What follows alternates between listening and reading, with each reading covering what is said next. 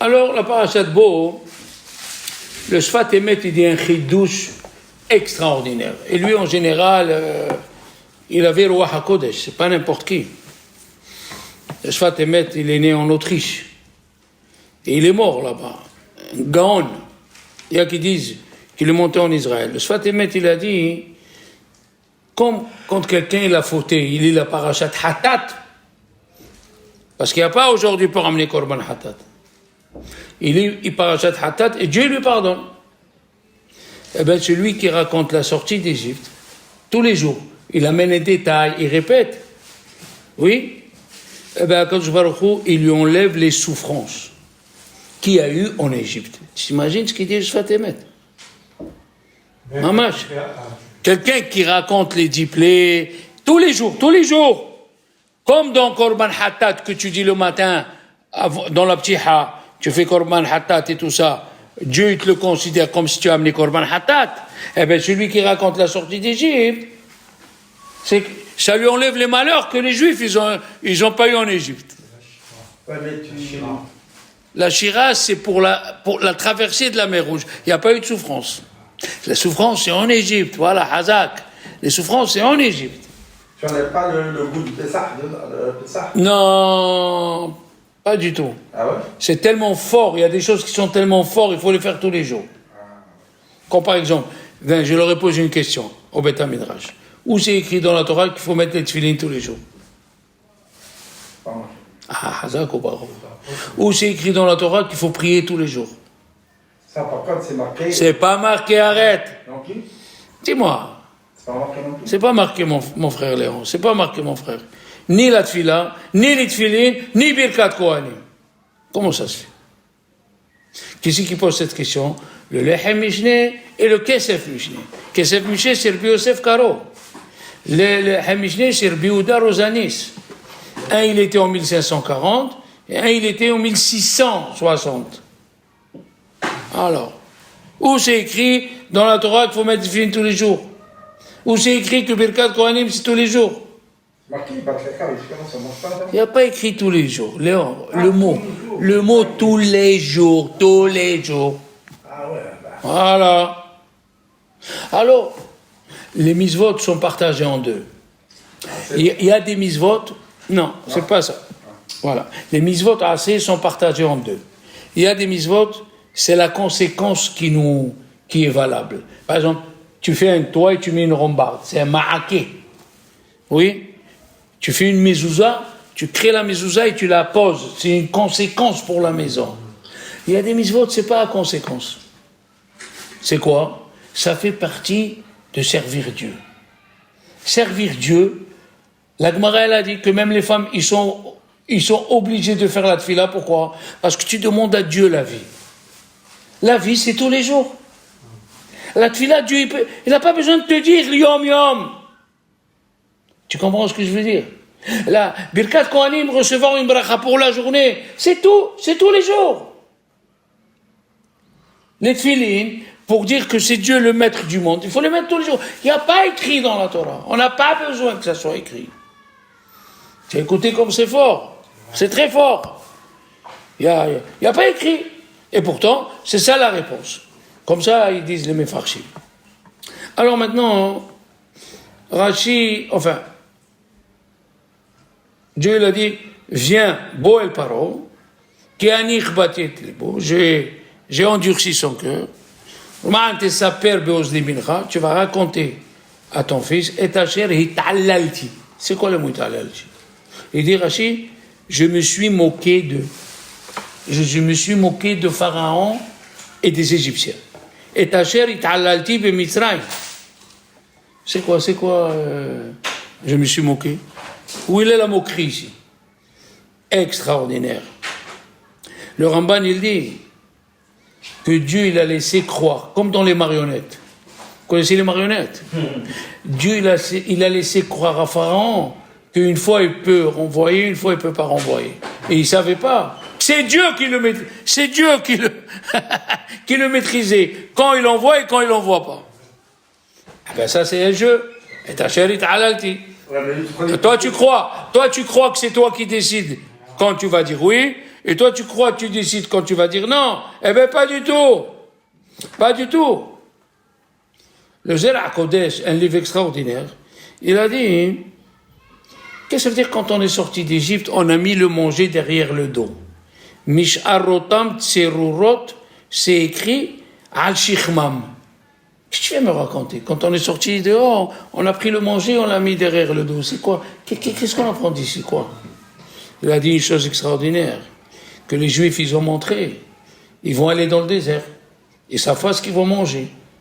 Donc, ils devaient porter le manger avec leurs bras devant. Ils ont mis le manger derrière pour dire que c'est pas ça le principal. Nous, c'est d'être avec Dieu. Ah! Tu as vu cette question? Fantastique. La Torah nous raconte, ils ont mis le manger derrière le dos. Qu'est-ce que tu nous racontes? Qu'est-ce que tu nous racontes? Ah! Il a dit, le Degel Machane Ephraim, c'est un grand rave qui a écrit sur des halachot. Il a dit, Ve'yad'u Misraim ki ani Hashem. Comme ça, les Égyptiens, ils vont savoir que c'est moi Dieu. Qu'est-ce que ça veut dire? Dieu, il a fait tout ça pour que les Égyptiens, ils savent que c'est Hashem le Dieu. Hein? Est-ce qu'ils se sont convertis tout l'Égypte? Non. Est-ce qu'après que les Juifs sont sortis d'Égypte, ils n'ont pas continué à faire Avodah Zara? Oui, ils ont continué. Alors, qu'est-ce que ça veut dire? Ve'yad'u Misraim ki ani Hashem. Il a dit là, c'est une allusion. C'est quand le Juif, il est pris dans une misère. Mitzrayim, c'est la misère. Hein? Après que Dieu a donné les coups sur l'Égypte, c'est écrit Mitzrayim. Hein? Et après, on y dit Mitzrayim. Quelle différence? Il a dit quand les Juifs sont rentrés, les Égyptiens, ils ont fait tellement de magie, aucun Juif ne pouvait sortir.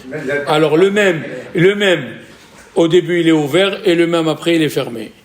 Mais après que Dieu leur a donné, on dit Mitzrayim. Le He il est ouvert. Vous avez dit qu'il n'y avait pas besoin de barbelé ni rien. C'est la magie ils ont fait. Ouais.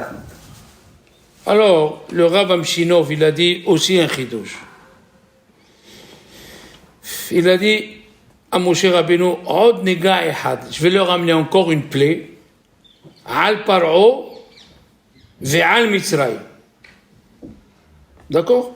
C'est quoi al paro ve'al Mitzrayim? Pourquoi? Mitzrayim c'est pas paro et paro c'est pas Mitzrayim. Qu'est-ce qu'ils disent les Mefarshim?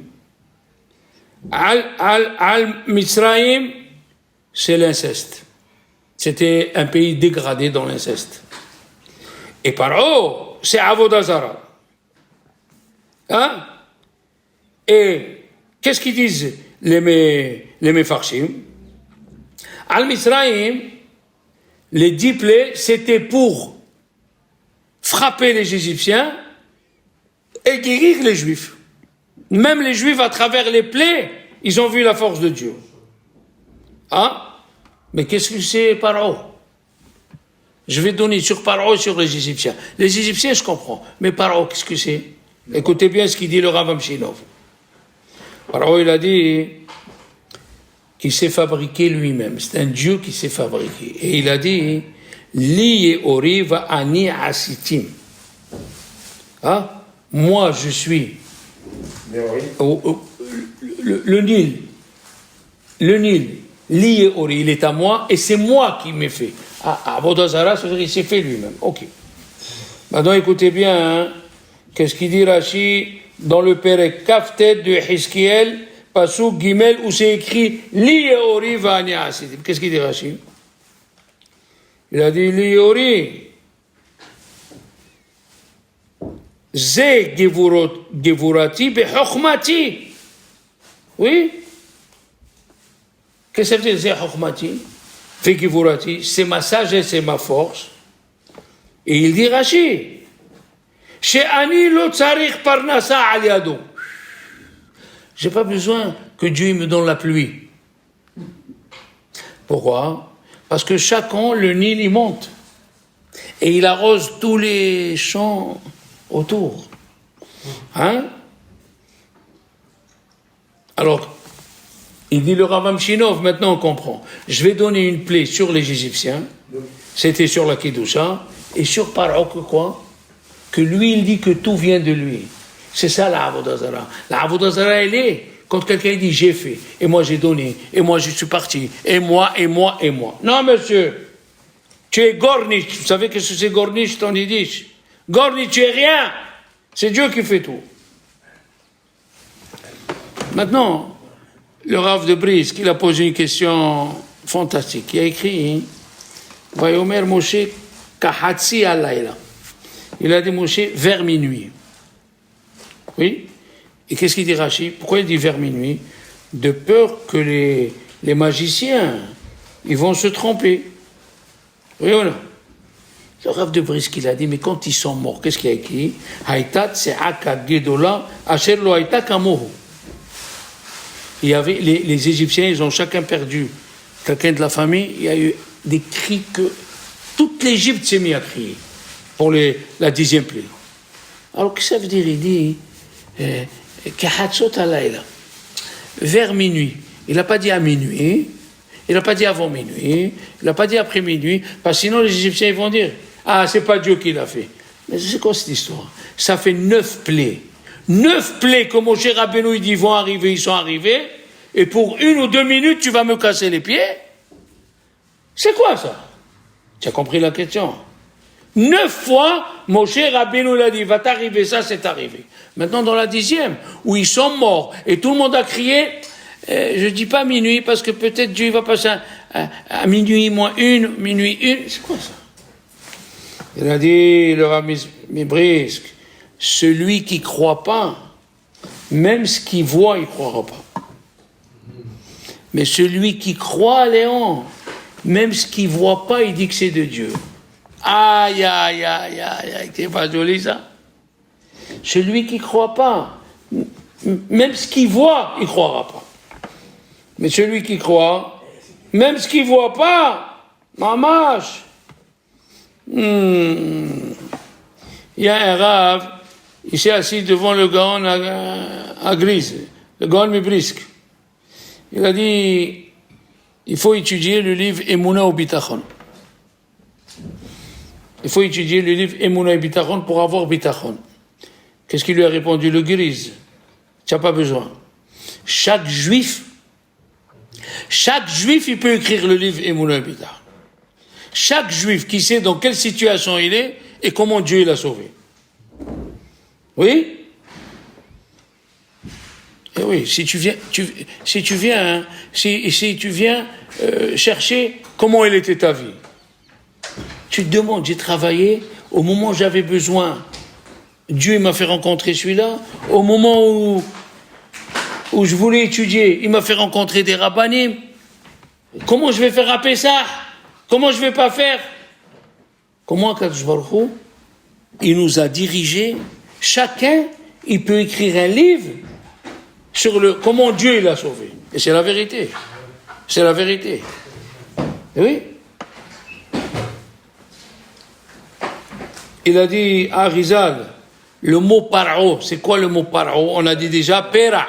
Mais à Rizal, il a ajouté ha'oref. La nuque raide. Il y a qui veulent pas croire. Parce que Dieu, écoutez bien, je l'ai dit l'année dernière, sur chaque plaie, il a laissé un petit truc pour que les gens ils se trompent. Ils disent que c'est pas Dieu. Comme c'est l'a dit à Rambam dans Moreh Nebuchim. Dans le guide des égarés, il a écrit à son élève Rabbi Yosef Waknin. Il lui a dit, je peux te répondre 90% de tes questions.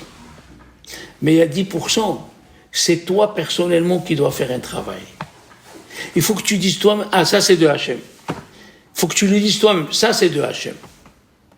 Je peux te prouver 9 preuves sur 10 que c'est Dieu. Mais une preuve, elle doit être de toi-même. Sinon, tu n'as pas de récompense à Olam Haba. Pourquoi on va te donner Olam Haba? Tu as compris? Alors il a dit, Ha'oref. Oui. Il a dit, Da'ad Zikinim Ba'ale Atosfot. Dans la plaie de Tsefardéa. Qui c'est qui n'est pas mort, Léon?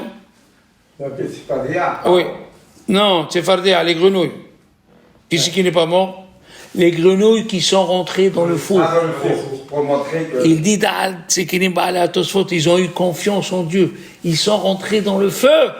Il a dit, comme ça il dit, Da'azkinim, celui qui a bitachon, il a confiance en Dieu dans les moments les plus durs. Dieu, il le sauvera. Il n'est pas moins que les grenouilles. Le Hachamim, il a dit, Hanania, Michel, va Azaria, dans la Gemara de Psahim, Dafnoun, d'où ils ont appris qu'il faut se tuer pour Avodah Zara. Parce qu'ils ont demandé au prophète Yehezkiel, on se tue ou on se tue pas? Il a dit, Yehezkiel, à vous de voir, hein.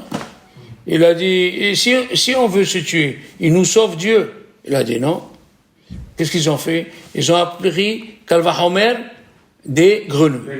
Les grenouilles. Dieu, il n'a pas dit, toi tu rentres dans le four. Il n'a pas dit. Alors si les grenouilles, Dieu ne leur a pas dit, toi tu rentres, ils ont choisi de rentrer. Nous aussi, on va apprendre des grenouilles qui font rentrer. Malgré que ce n'est pas un Kalvahomer. Parce que Dieu, il a dit, il a ordonné un ordre. Mais au temps de Nebuchadnezzar, c'était pas un vrai Avodah Zara. Et quand même, ils ont choisi, et Dieu les a sauvés. On dit le matin, après Baruch She'amar, Ashre She'el Yaakov Be'ezro, on sait, le Midrash, il dit, quelle relation entre le début du Passouk et la fin? Quelle relation? Ashre She'el Yaakov Be'ezro, on sait Shamayim Va'aretz. Quelle relation? Il a dit le Midrash, comme le ciel et la terre, ils n'ont pas bougé depuis que Dieu a créé le monde. Celui qui a confiance en Dieu, je lui rendrai sa confiance et je ne bougerai pas. Oui? Donc on a compris déjà dans la paracha pourquoi, ils ont mis derrière leur dos le ballot. Pour dire que c'est pas ça le principal, le manger. Maintenant, écoute bien. Tu vas me demander toi-même la question. Qu'est-ce que la Torah, elle nous dit? Dieu, il dit aux Juifs, mangez le Korban Pesach avec les habits et la ceinture déjà saints. Motnechem hagurim. Na'alechem beraglechem. Vos chaussures dans vos pieds. Qu'est-ce que tu me dis? Comment il faut manger Korban Pesach?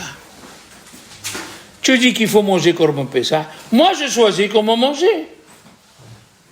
Tu as compris? Pourquoi tu me le dis? Il dit le Siporno. C'est pour nous enseigner, regardez les mots. Habitahon abilti mesupak. Aïe, aïe, aïe. Les Juifs, ils avaient une confiance en Dieu où il n'y avait pas de doute. Dieu leur a dit sortez. Ils n'ont pas dit qu'est-ce qu'on va amener, qu'est-ce qu'on va pas amener. Aïe, aïe, aïe, aïe, aïe.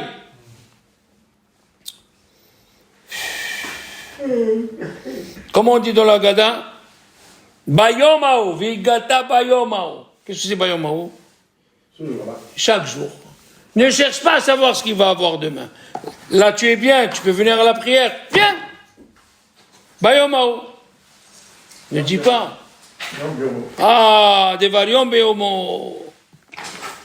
Il a dit le grand de Vilna. Eikar netina ta Torah l'Israël. L'essentiel du don de la Torah aux Juifs, qu'ils aient confiance en Dieu. C'est ça le but de la Torah. Oui? Qu'est-ce qu'on dit le matin, Léon? Il dit le Shem Ishmuel, Ba'avur avoteno, shebathu. Qu'est-ce qu'on a trouvé dans Avraham, Isaac et Yaakov? Qu'ils ont eu confiance en Dieu. Ba'avur avoteno, shebathu bach. Et il y a écrit une chose extraordinaire. Dans Michelet, c'est écrit, Haboté Hashem, celui qui a confiance en Dieu, Hesed et sauvez-nous, la bonté de Dieu sera autour de lui, et c'est écrit à côté, Rabbi Machovim la Racha. Et il y a beaucoup de souffrance pour le Racha. Il dit le Midrash, mais quelle relation? Quelle relation? Haboté Hashem, Hesed et sauvez-nous, Rabbi Machovim. Alors tu peux dire que celui qui n'a pas bitachon, il souffre. C'est ce qu'il dit le Midrash. Complètement le contraire. Que même un rachat, s'il habite à Hanbachem, Dieu il écoute. Et là, le Ramban à la fin de la Parashat Bo, que c'est un Ramban que je vous ai dit plusieurs fois et je le répète. Qu'est-ce qu'il a dit à Ramban Lachon Kocho? מן הניסים הגלויים, אדם מודה בניסים הנסתרים, שאין לאדם חלק בתורת משה רבנו, Et là, עד שנאמין שכל דברינו ומקרינו, כולם ניסים אין בהם טבע ומנהגו של העולם, שהם יסוד כל התורה כולה. Qu'est-ce qu'il dit le Ramban? Des nissim dévoilés. Tu apprends à reconnaître les nissim cachés. Parce que personne ne peut dire je suis juif jusqu'à qu'il dise de sa bouche que même les petites choses de tous les jours, quand tu mets ton manteau, quand tu lèves ta main, ça aussi c'est des nissim. Ça aussi c'est des nissim. Oui? on est laisse complet, entièrement. Hazako Baruch. Moi je te demande une question. Si tu te rappelles, je l'ai dit il y a 10 ans en arrière. Ça existe quelqu'un qui se réveille sans salive? Moi, il y a 10 ans, je me suis levé, j'avais plus de salive. Tu m'entends ce que j'ai dit? Comment tu as fait pour avaler? Je buvais 6 litres d'eau. Et alors, qu'est-ce qu'ils t'ont dit? Je suis parti, on a fait une analyse, le sucre est monté. À cause de- Le sucre, il attaque quelque chose. Tu as entendu? La salive, c'est normal? Non, c'est pas normal. Comme tu viens de dire, on est tous un morceau de miracle. On est tous un morceau de miracle. Il y a un monsieur qui a acheté une maison à Bnei Brak. Et il avait dans un petit sachet tous les papiers parce qu'il fallait aller l'enregistrer à Jérusalem. Il y a là-bas le tabou. Ça s'appelle le tabou pour enregistrer ta maison. Il s'est levé le matin, il cherche où il est le sachet.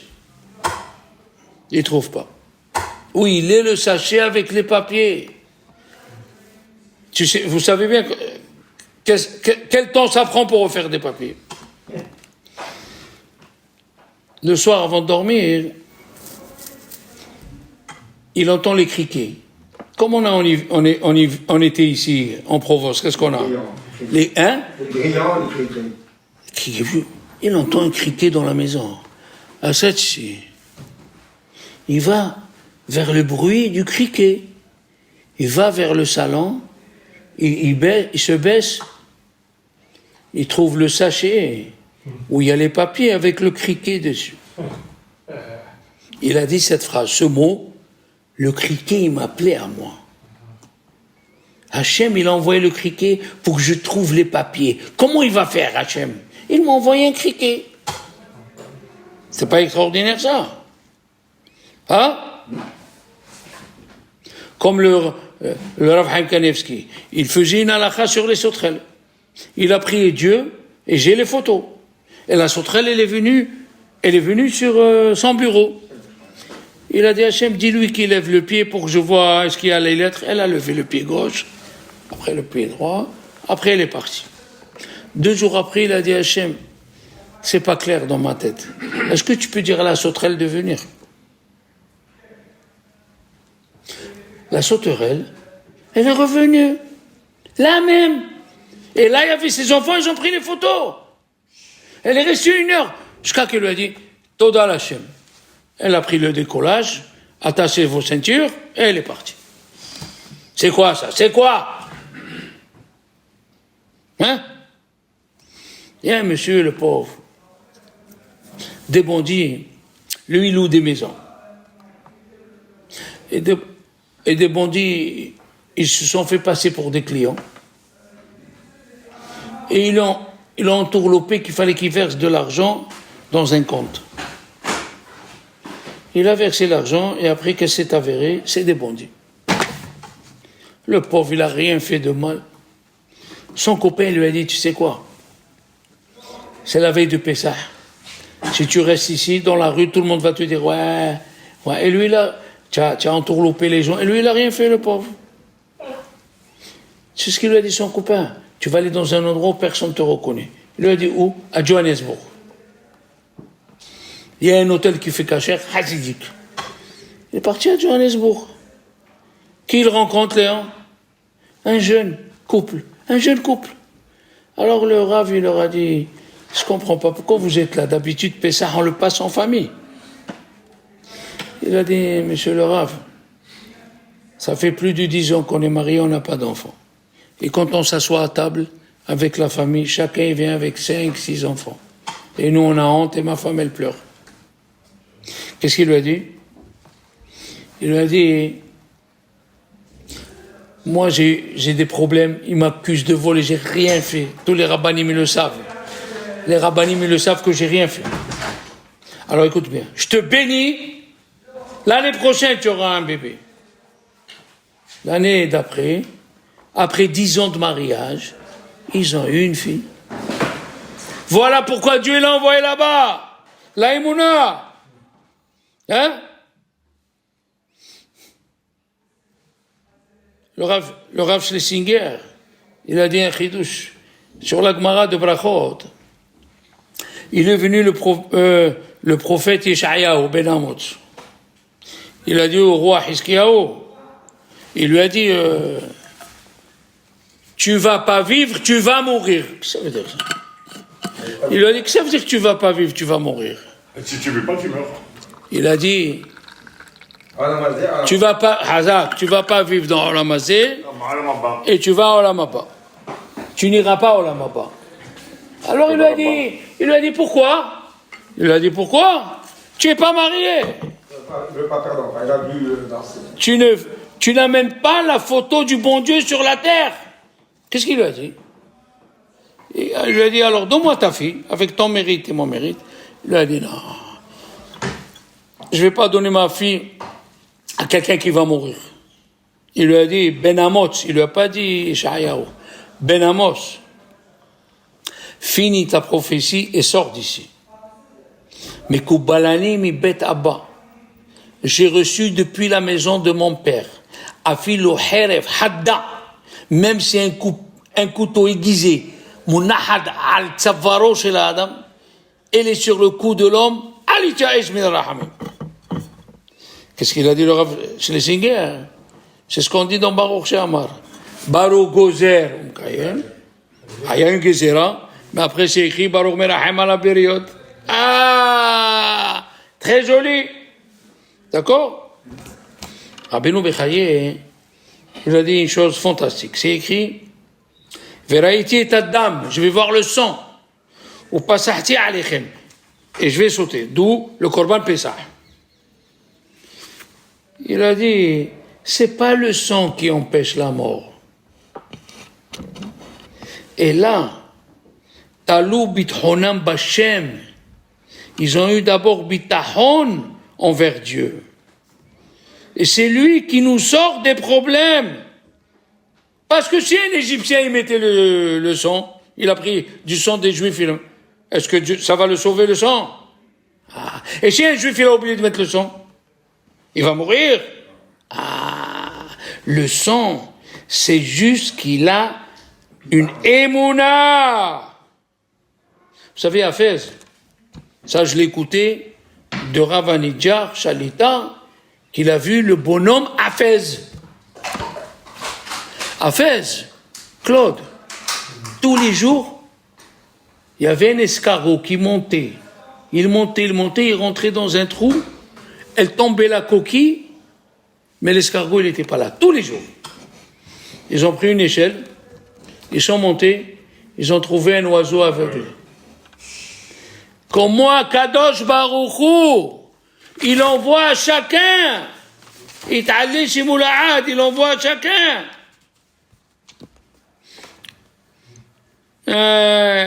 Yirat Hashem hi otzaru. On dit, la crainte de Dieu, c'est le coffre-fort de Dieu. C'est quoi ça? Écoutez bien, écoutez bien. Il a dit, Rabbeinu Bechaye, est-ce que un roi, il est comme nous? Nous, on a un peu d'argent. On a 20 000 euros, ils sont dans la kassefet, ça s'appelle kassefet, coffre. Si c'est un homme d'affaires, il a 700 000 euros dans la kassefet. Mais le roi d'un pays, il a besoin de mettre dans le coffre-fort. Tout l'argent du pays est à lui. Donc, qu'est-ce qu'il a dans le coffre-fort? Des choses très rares. Des choses rares. Il a dit, Rabbeinu Bechaye, qu'est-ce que Dieu il a dans son coffre-fort? La Yirat Hashem de chacun de nous. La Hirat Hashem. Il dit le Kliyakar. Dans Parashat de Devarim. Il a dit, on dit, Iftah lecha Hashem et otzaro atov. Dieu, il va t'ouvrir son coffre fort. Il va t'envoyer la pluie. Qu'est-ce que ça veut dire? Parce que tous les Juifs qui ont la crainte de Dieu, il prend la crainte de chaque Juif et il le met dans le coffre fort. Et le jour où on a besoin de la pluie, il ouvre, Iftah lecha Hashem et otzaro atov. C'est fantastique. Écoutez bien. Qu'est-ce qu'il dit une personne? Le Tzara est très fort. Je vais vous dire une chose qui va vous faire sauter la tête. Qu'est-ce qu'il dit le Tzara? Qu'est-ce qui va sortir de moi? Qu'est-ce que moi je suis là? Je ne serai jamais tzaddik, ni comme Moshe Rabbeinu, ni comme Rabbi Shimon Bar Yochai. Écoutez bien. Il y a un monsieur en Israël, il travaille dans des banques qui prêtent que par 100 millions d'euros. Il a dit, il est venu un monsieur chez nous. Il a déposé 1,3 milliard de dollars. Il les a retirés 24 heures après. Ils ont dit au monsieur, mais c'est quoi ça? Qu'est-ce qu'il a gagné? 0,5%, c'est 6 millions de dollars. La banque, elle te paye. 6 millions de dollars, il a gagné en 24 heures.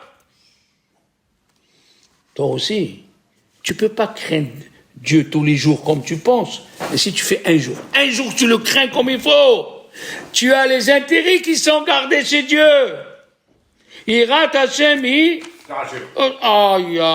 Hirat Hashem otzaro.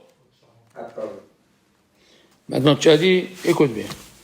Léon, tu tombes par terre.